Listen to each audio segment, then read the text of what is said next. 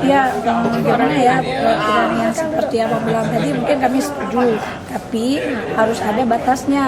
Terus kalau seperti kami bilang tadi, kalau sama-sama cewek kan nggak masalah, kecuali melanggar.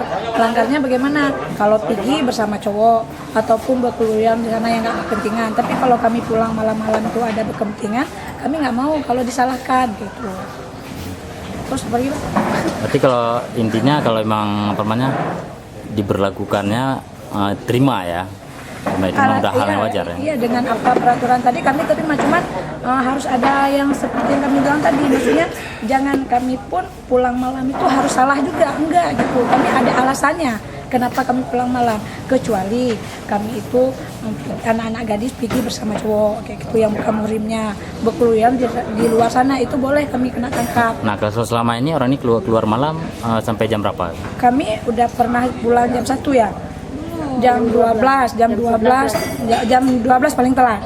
Jam 12 paling telat tuh kami buat pertemuan itu di Cafe Berlin karena ada masalah kerja kami sendiri gitu. Berarti sering orang ini keluar malam nongkrong di kafe gitu ya? Di kafe. Iya. Tidak sering juga. Maksudnya sering itu enggak juga, cuman kalau memang ada nanti pertemuan kami datang gitu. Kan nggak mungkin, sedangkan kami mulanya buka pertemuan dari jam 9 ataupun jam 10. Jadi kan itu hanya sebatas untuk pertemuan kuliah atau kerja gitu. Iya. Pertemuan kerja.